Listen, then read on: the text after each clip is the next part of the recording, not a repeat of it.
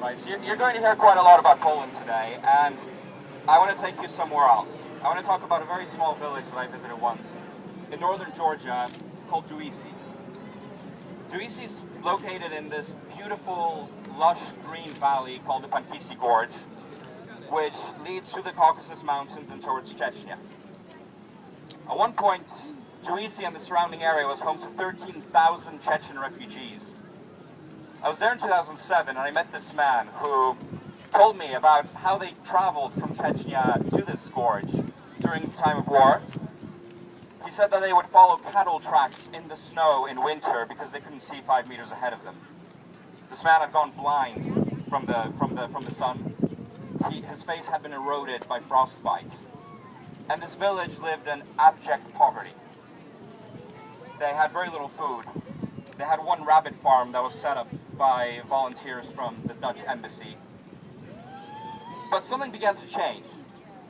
In the mid-2000s, a group of friends that I knew from Georgia went there and they set up a school. And they found a local woman named Shirena to run it. They got a few computers donated by a charity. Shirena spoke English. She was one of the few people who spoke English in the village, and she was able to teach children as well. Within a year, a group of children spoke enough English to be able to write about their predicament and their situation in Duisi. They learned how to write on computers, and what they did was really a miracle. They set up a newspaper called the Pankisi Times. You can look this up, it still exists, where children, refugee children, were writing in English about their situation for a global audience. These children became more confident. These children became more academically successful, and one of these children eventually won a scholarship to the most prestigious private school in Georgia, which sends children to Ivy League universities and other great universities around the world. Miraculous success story.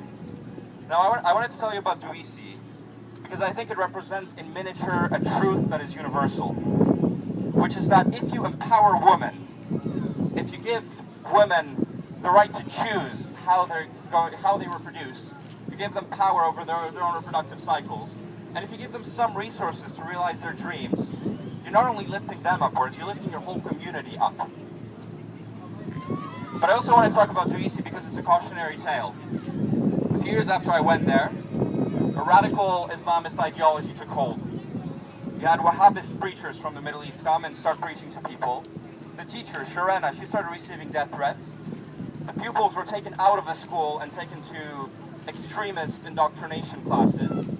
And Duisi ended up producing some of the leading commanders of ISIS, including a commander called al-Shishani, who was killed in a US airstrike last year and was known to be one of the most brutal people in ISIS.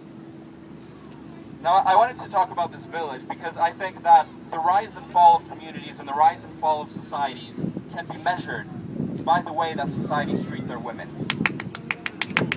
And I think I'm not going to say much about Poland because other people have an opportunity to do that. But there has been a growing trend of disrespect for women. There's been a growing trend of men in government, in the church, thinking that they have ultimate possession over women's bodies.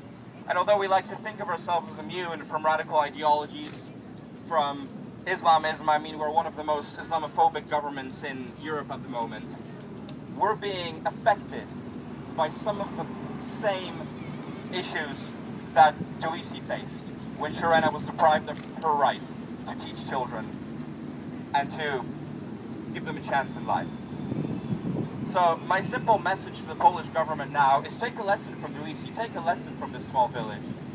Don't ignore half your population, because Polish society will suffer as a result, and you won't have the right to call yourself a patriot if you give up on half the population of our country. That's all I wanted to say. Thank you.